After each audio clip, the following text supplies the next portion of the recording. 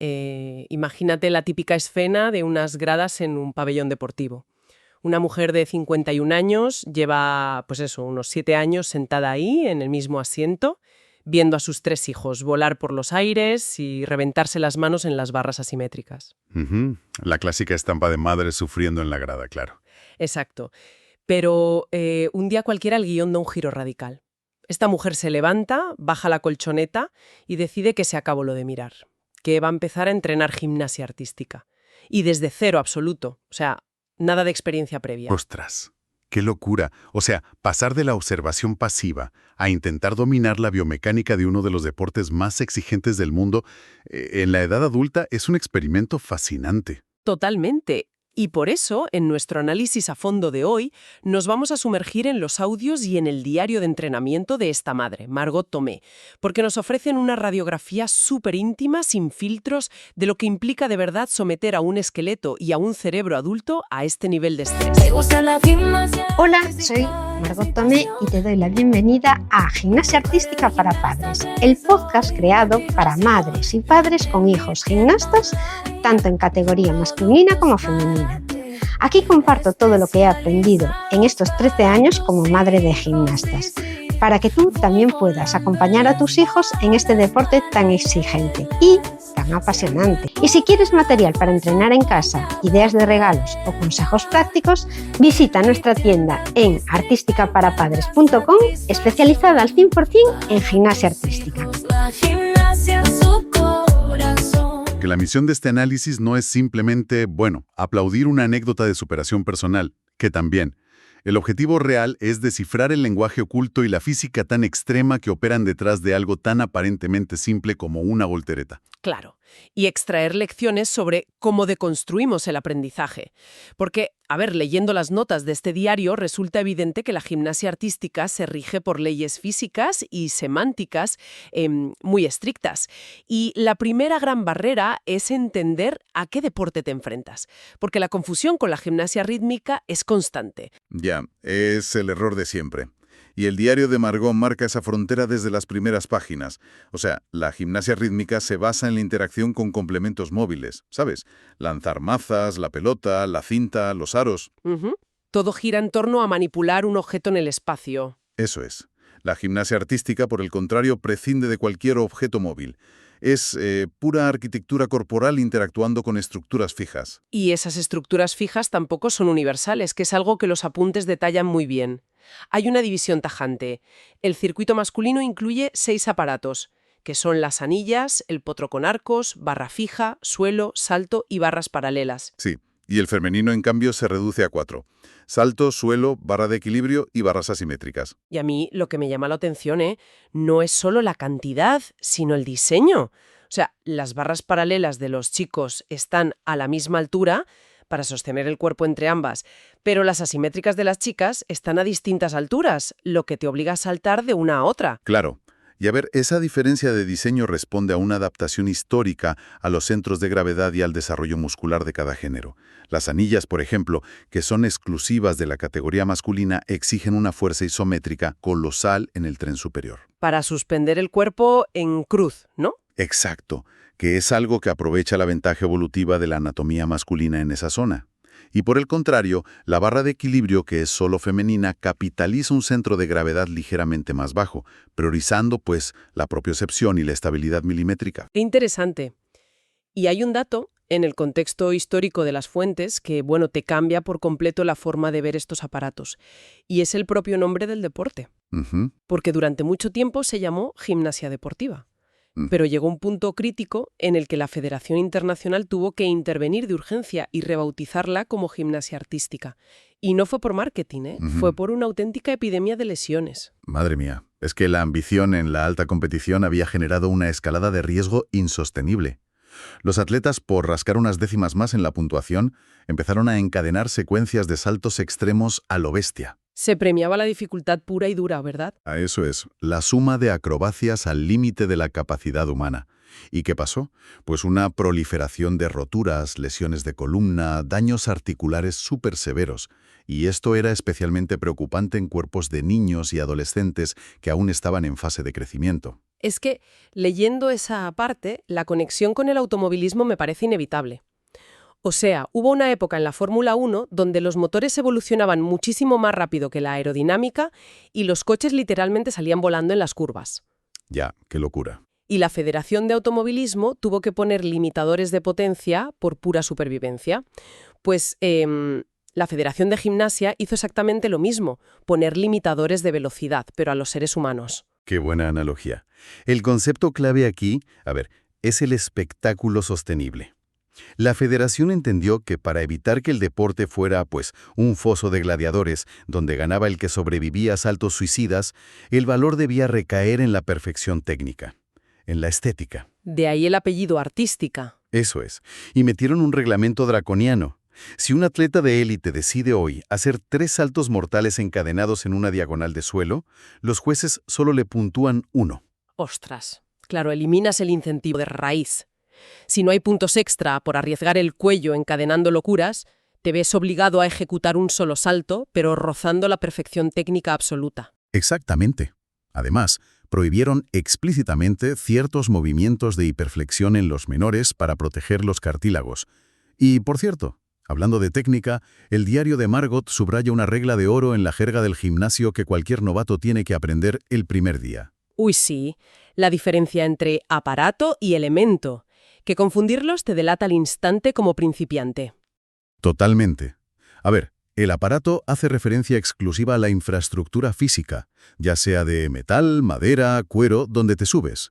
Y el elemento es el movimiento biomecánico específico que haces ahí arriba y que te da puntos. O sea, para visualizarlo, el salto es el aparato, pero la rondada o el mortal hacia atrás son los elementos. Eso es. Pues una vez descifrado el idioma y entendiendo que la técnica depurada es la única vía para sobrevivir, los apuntes del diario de Margot nos llevan a la colchoneta. Y aquí surge la gran duda. ¿Cómo convences a un cerebro de 50 años para que ordene a su cuerpo lanzarse al vacío dando vueltas?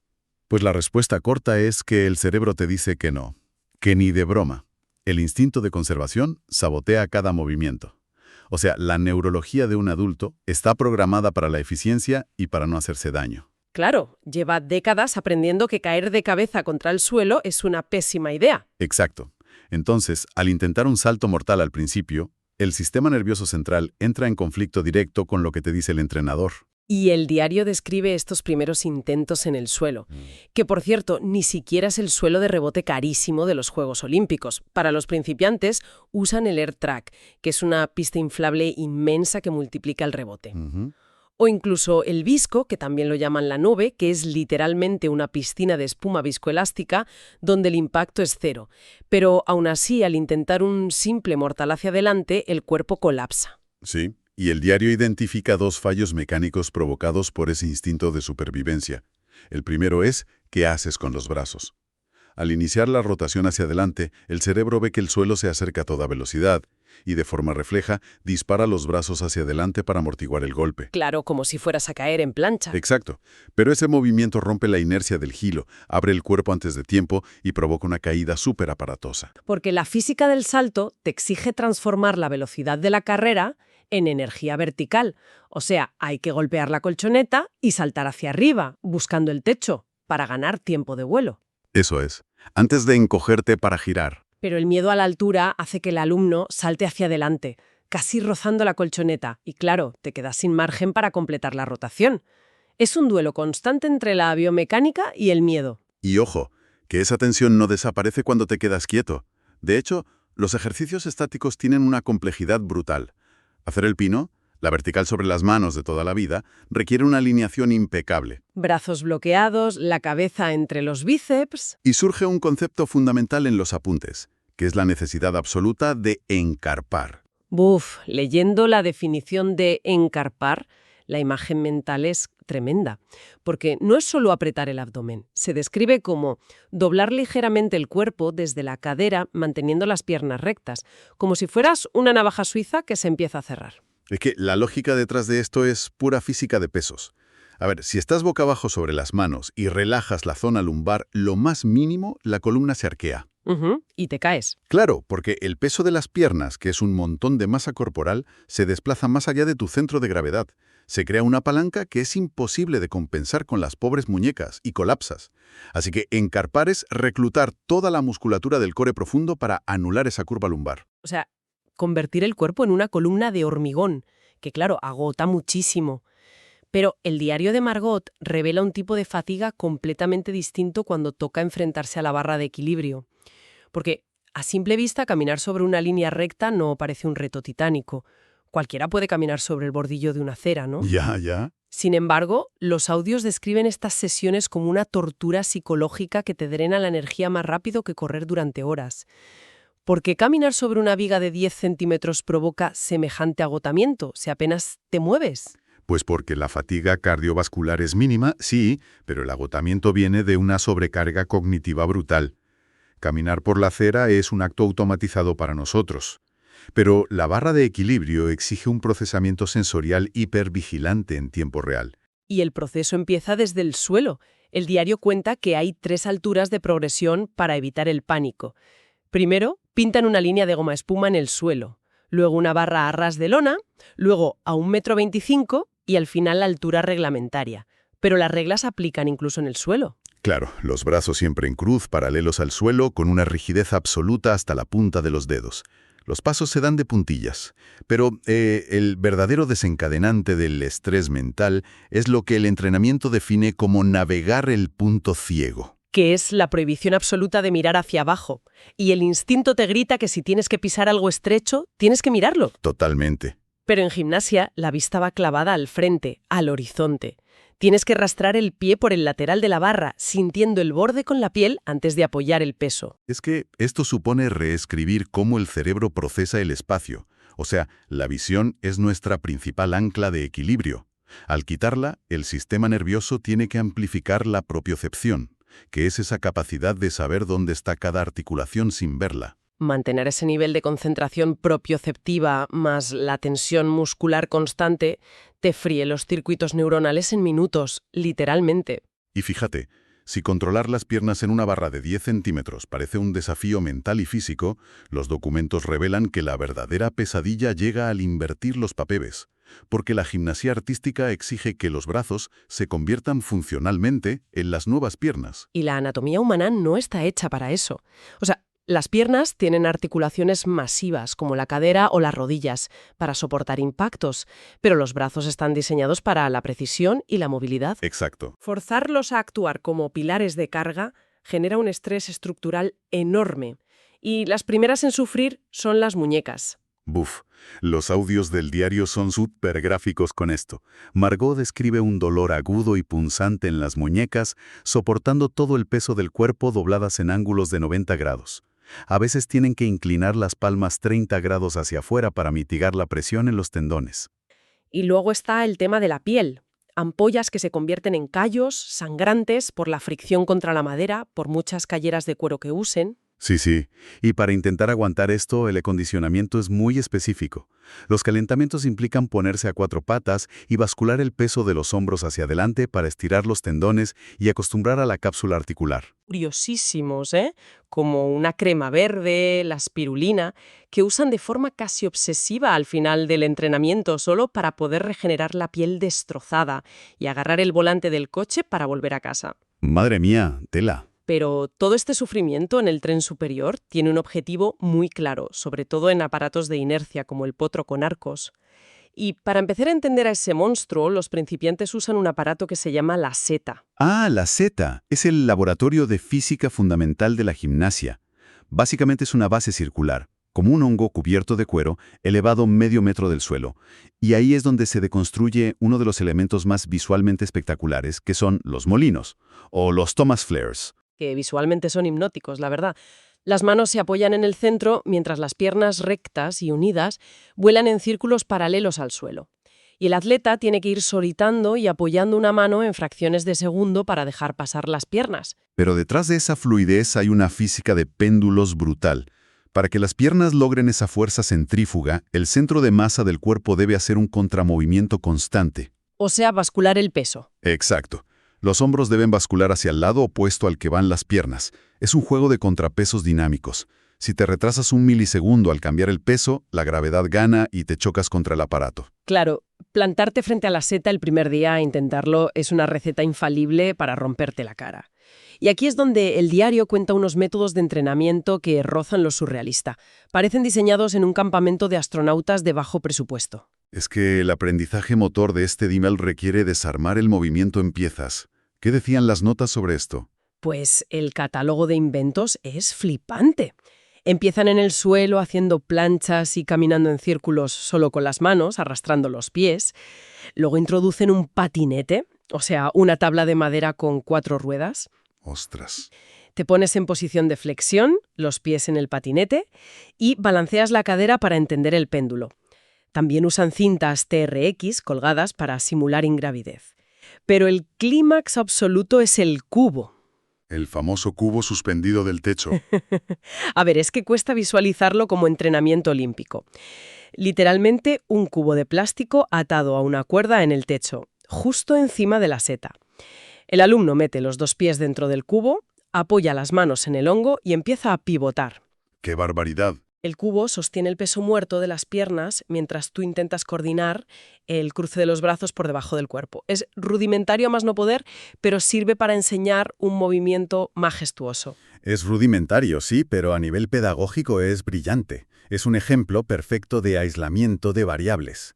Porque cuando un cerebro inexperto intenta hacer un molino de cero, sufre un colapso. O sea, no puede procesar a la vez el equilibrio en las muñecas, la fuerza de la escápula, el miedo y la trayectoria de unas piernas que pesan decenas de kilos. Y el cerebro dice, mira, error crítico, y te caes. Exacto. Así que al introducir el cubo, o el patinete, el entrenador aísla el problema. Elimina la gravedad de las piernas de forma artificial. Así el cerebro tiene todo su ancho de banda libre para concentrarse solo en las manos. Levanto a la derecha, apoyo, cambio el peso, levanto a la izquierda. Y una vez que automatizas ese ritmo, te quitan el cubo y reintroducen la gravedad poco a poco. Es una coreografía pedagógica perfecta, pero claro, leyendo todo esto, el dolor en las muñecas, la frustración en el AirTrack, la tortura psicológica de la barra y las horas girando en un cubo de plástico. Ya, uno se pregunta por qué hacerlo, ¿no? Claro, alguien que empieza a los 51 años no va a ir a los Juegos Olímpicos. Entonces, ¿dónde está la verdadera recompensa de someter al cuerpo a este proceso tan extremo? Pues las reflexiones finales del diario de Margot ofrecen una respuesta súper bonita, dividida en un impacto interno y otro externo. A nivel interno, construyes un cuerpo radicalmente funcional. Ganas una fuerza isométrica, una propiocepción y un control de tu esqueleto que transforma cómo te mueves en tu vida diaria. La ganancia funcional es indudable, sí.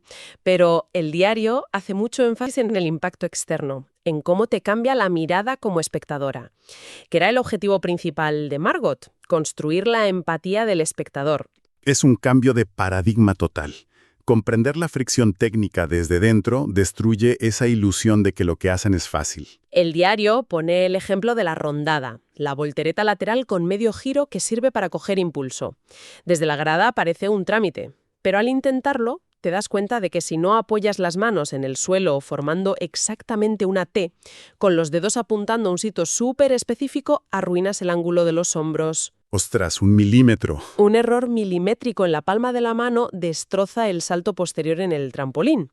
Todo el vuelo olímpico depende de la geometría de unos dedos contra la colchoneta. Y fíjate, este descubrimiento plantea un debate súper interesante sobre cómo consumimos el deporte o cualquier disciplina en general. Ese es el dilema. Hay un refrán que dice que si te gustan las salchichas, es mejor no ver cómo se fabrican. Y me pregunto, ver los patinetes cuadrados, las gomas en el techo, los callos, la frustración, ¿no corre el riesgo de arruinar el misticismo? Saber que el atleta no vuela por arte de magia, sino por 10 años de ajustes en la muñeca, le quita magia a esa rutina de 3 segundos. Yo creo que todo lo contrario. Pensar que es un don innato o magia es en el fondo una forma sutil de menospreciar el trabajo del atleta. O sea, asumir que alguien vuela porque nació con alas invisibles borra todo su sacrificio. Totalmente de acuerdo. El asombro más profundo nace de conocer el proceso. Cuando comprendes el volumen inabarcable de microfracasos, el dolor articular y toda la ingeniería biomecánica que hay detrás de 3 segundos de vuelo, el respeto se multiplica por 1000. La rutina deja de ser un truco de magia y se revela como lo que es: un triunfo monumental de la voluntad humana intentando doblegar la física. Conocer el proceso no destruye la obra de arte, te demuestra que el artista pintó mezclando sangre y sudor, no con colores mágicos. Es precioso, la verdad. Para ir cerrando, el viaje que trazan estos documentos es verdaderamente revelador. Arrancamos con una federación poniendo limitadores de velocidad a la ambición humana para garantizar la supervivencia. Pasamos por el desafío de reaprender a caminar sobre 10 centímetros anulando la vista. Y culminamos colgados de un cubo de plástico para enseñar a las muñecas a soportar nuestro peso. Es que todo esto nos demuestra que la brillantez técnica, ya sea en el aire, en un proyecto profesional o aprendiendo un idioma, rara vez es un don espontáneo. Es el dominio paciente de pasos intermedios que son incómodos, agotadores y muchas veces, cero glamurosos. Y eso nos abre la puerta a un pensamiento final para expandir esta lógica más allá del tapiz de gimnasia. Porque si atletas, entrenadores y madres de 51 años son capaces de diseccionar algo tan imposible como hacer molinos sobre un hongo de cuero usando un cubo de fregar atado al techo, la gran pregunta que queda para quien nos escucha es sobre el potencial de ese aprendizaje deconstruido. ¿Qué objetivo vital, qué barrera que ahora mismo se percibe como un muro infranqueable, podría conquistarse si aplicáramos esta misma ingeniería pedagógica? Quizás el secreto no sea saltar al vacío esperando volar por arte de magia, sino tener la humildad de dividir el problema en pasos intermedios ridículos, torpes y básicos. Encontrar nuestra propia colchoneta, quitamiedos, aislar la variable que nos frena y aceptar que hasta el vuelo más espectacular empieza, arrastrando los pies a ras de suelo. En el próximo episodio compartiré más consejos para entender, disfrutar y acompañar a tu hijo o hija en este deporte tan técnico como emocionante.